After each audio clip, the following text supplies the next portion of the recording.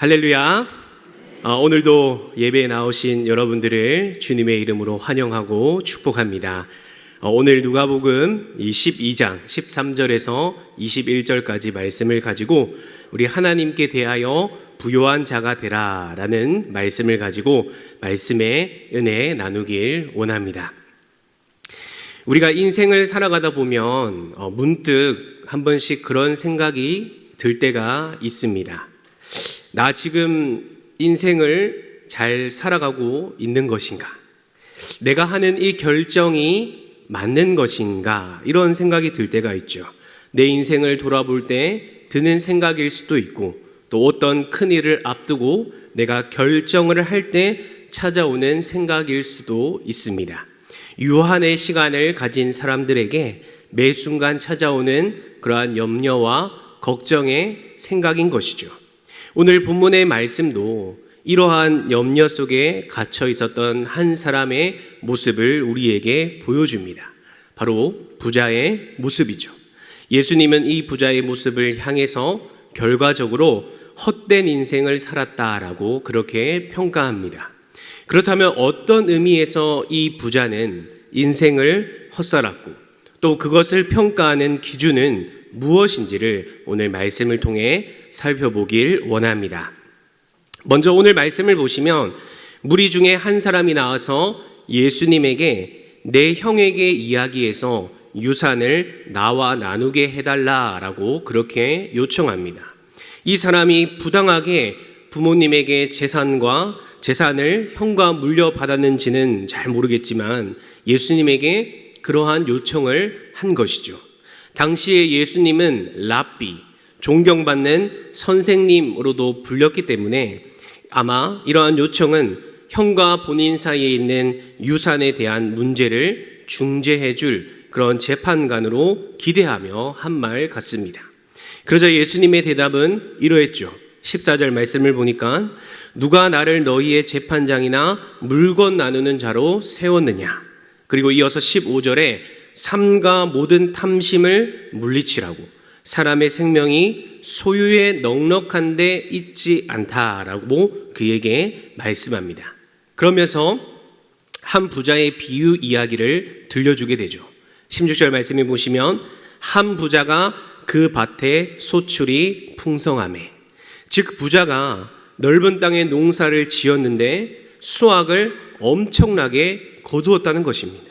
그것으로 많은 물건도 구입하고 그렇게 했지만 많은 수확이 여전히 남아 있었다라는 것이죠. 그래서 그 부자는 고민을 하게 됩니다. 내가 곡식 쌓아둘 곳이 없으니 어찌할까 하고, 그러다 그에게 문득 묘책이 떠오르게 됩니다.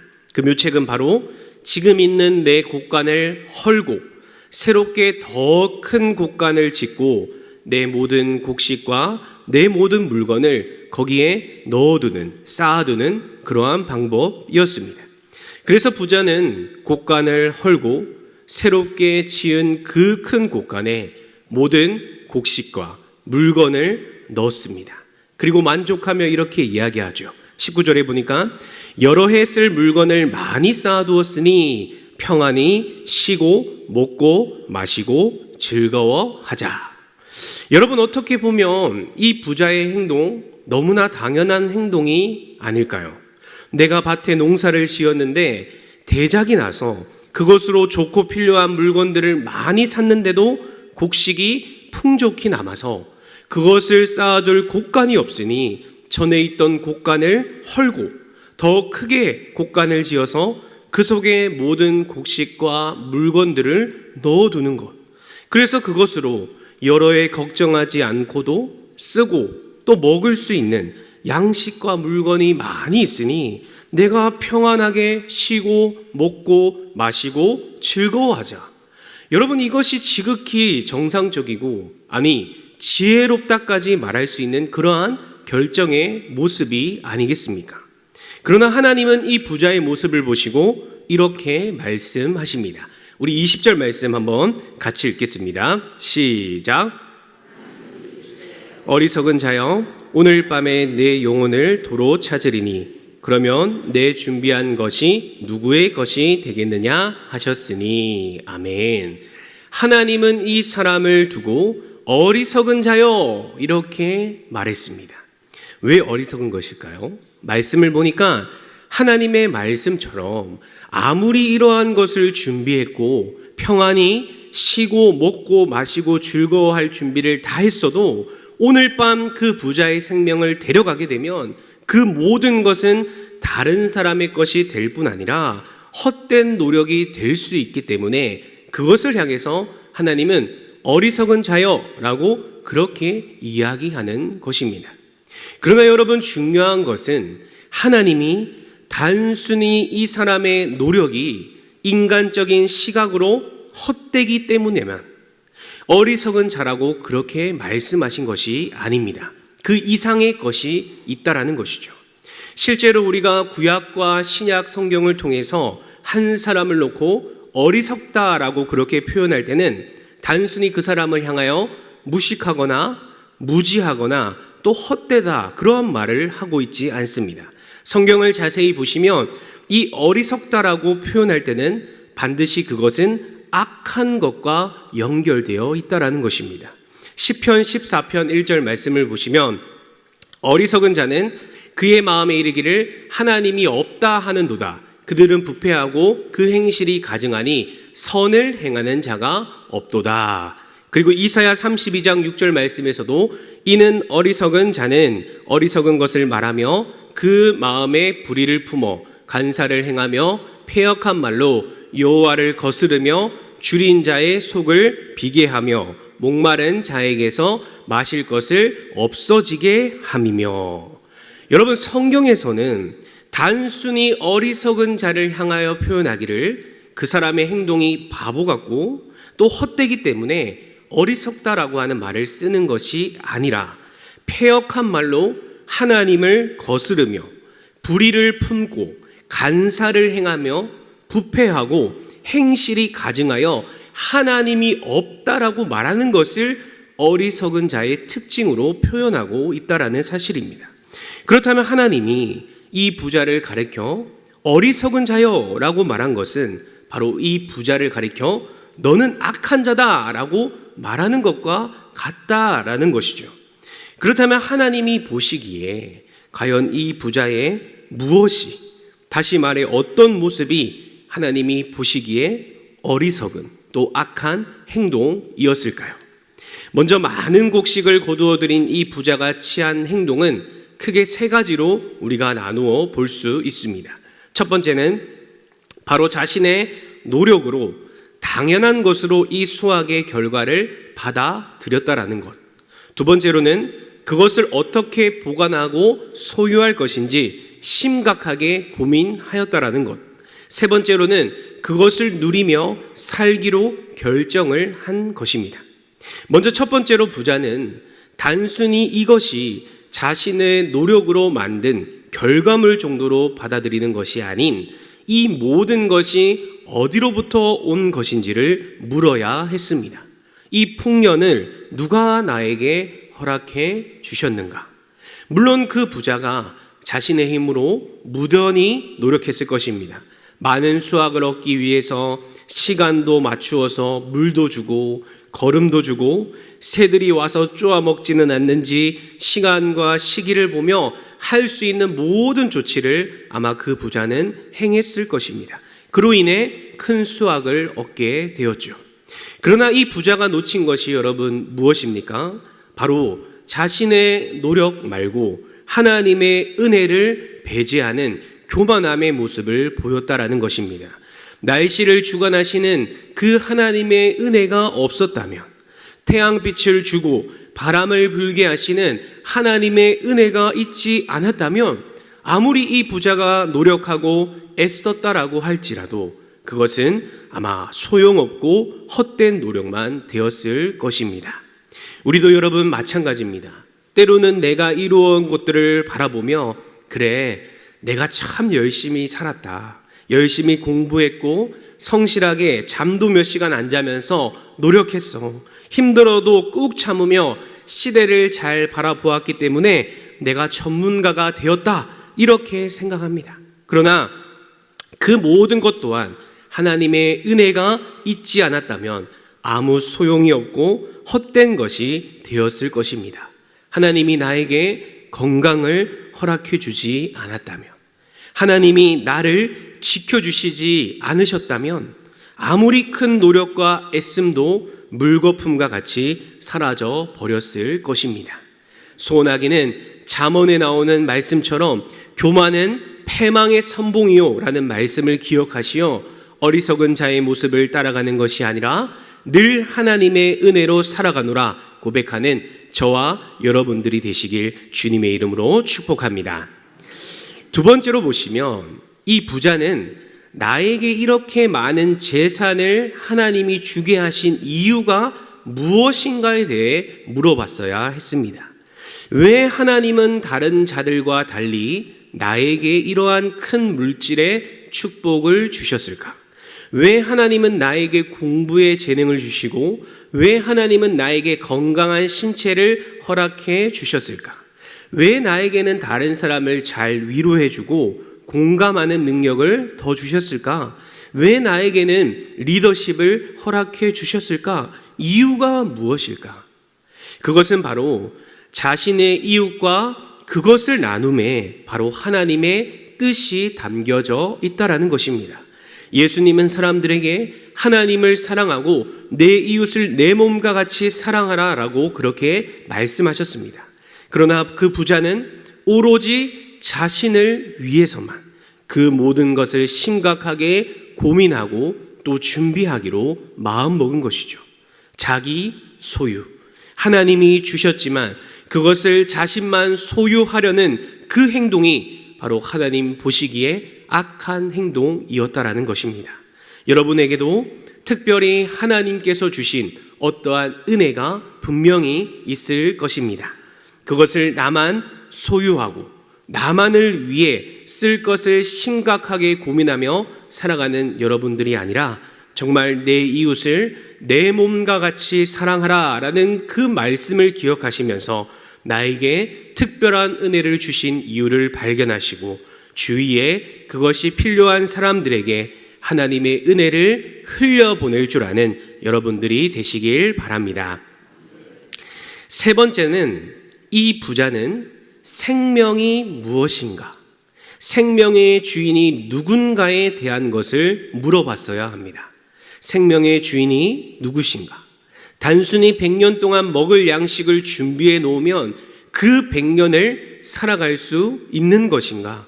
내가 많은 돈과 먹을 양식이 풍족하다라고 해서 평생 그것을 누리며 내가 살아갈 수 있는 것인가? 부자는 생명의 주인이 되시는 그 하나님을 바라보지 못한 채 인간의 방법으로, 인간의 생각으로 살 수 있다라는 그러한 오만함을 저지른 것입니다. 하나님은 이러한 질문을 하지 않고 자기 자신만을 위했던 이 부자에게 어리석은 자다라고 그렇게 판정하셨습니다. 그리고 이 비유를 통해 말씀하셨던 예수님은 이 어리석고 악한 부자에 대해, 그 본질에 대해 이렇게 말씀하십니다. 우리 21절 말씀 한번 같이 읽겠습니다. 시작. 재물을 쌓아두고 하나님께 대하여 부요하지 못한 자가 이와 같으니라. 아멘. 여러분, 이 부자의 어리석음의 핵심이 무엇입니까? 바로 이 21절 말씀을 통해서 하나님께 대하여 부요치 못했다라는 것입니다.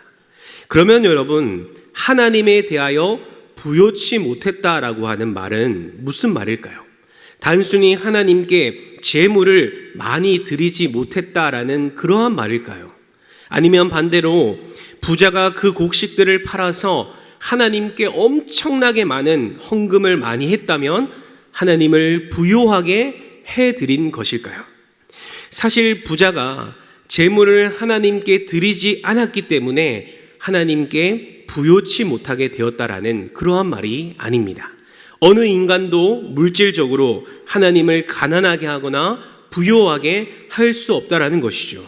우리가 제일 착각하는 것이 무엇이냐면, 우리가 무엇을 하나님께 많이 드리고 헌신을 많이 해서 시간을 많이 드리고 헌금을 많이 하면 하나님이 영광을 받으시고 풍성해진다라는 그러한 생각을 가지고 있습니다.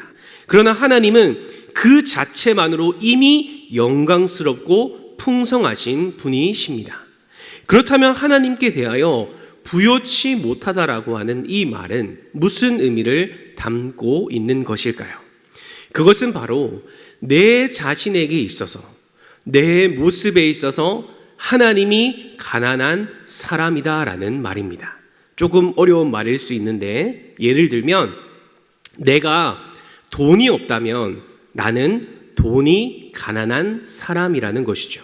다시 말해서 내 말 속에서, 내가 살아가는 생각 속에서, 내가 살아가는 그 행동 속에서, 나의 전인격적인 살아가는 그 삶 속에서 하나님의 모습을 도무지 찾아볼 수 없다면 바로 나는 하나님이 가난한 사람이라는 것입니다.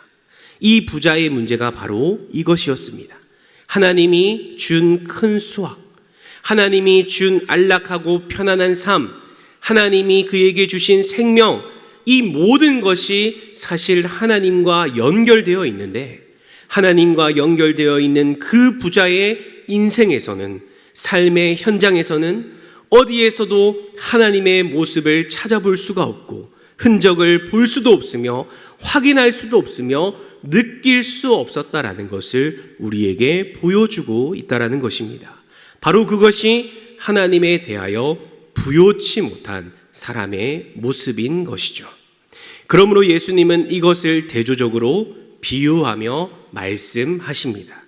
자기를 위하여 재물을 쌓아두고 하나님께 대하여 부요치 못한 자라. 한마디로 자기와 하나님 사이에 15절에 나왔던 말씀처럼 탐심이 그 속에 자리 잡고 있다라는 것입니다.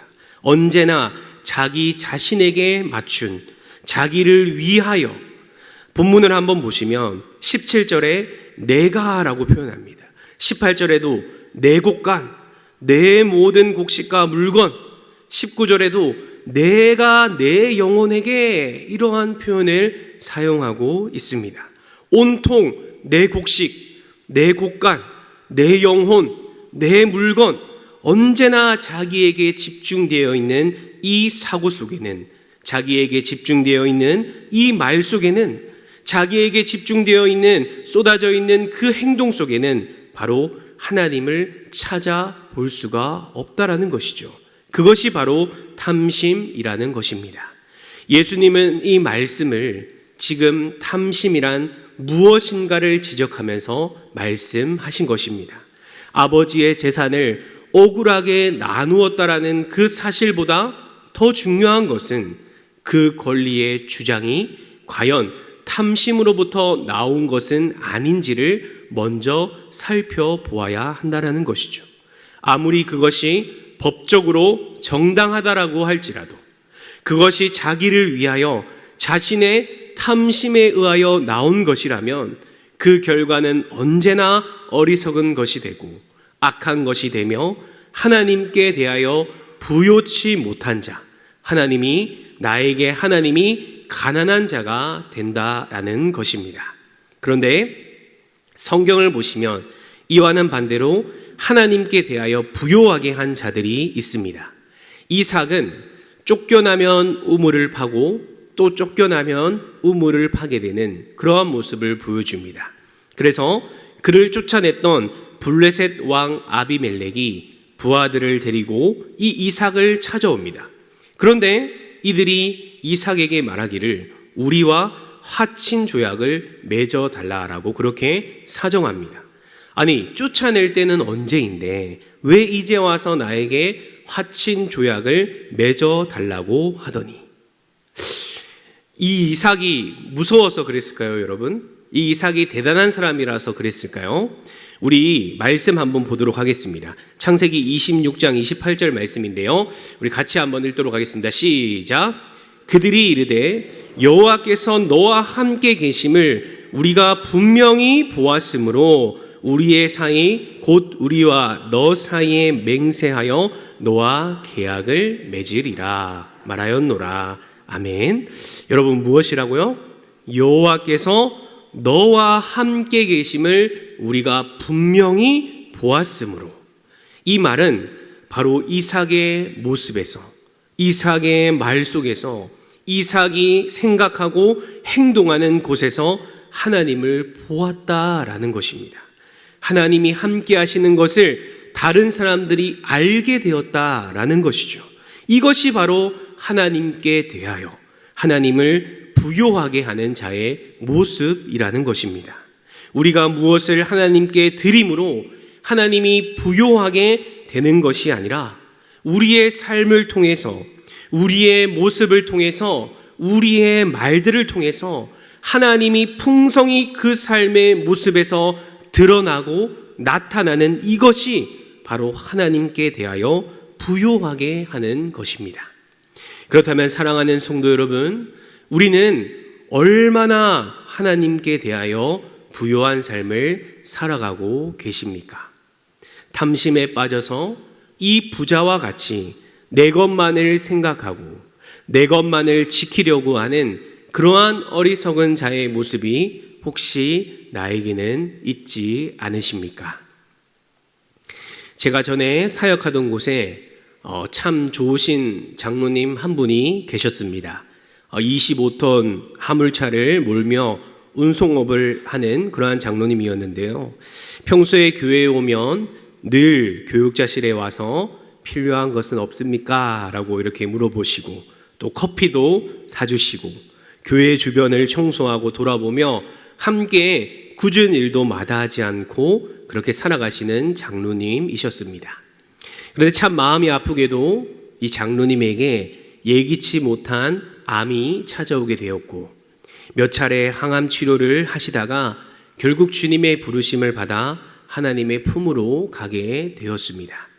그런데 참 감동적인 기억은 장로님이 항암 치료를 받는 그 상황 가운데서도 변함없이 늘 교회에 나오셔서 우리에게 변함없이 밝은 얼굴로 인사하고 대화하시며 교회 안과 주변에 쓰레기가 떨어지진 않았는지 항상 그곳을 청소하시며 굳은 일을 함께 하셨다라는 사실입니다.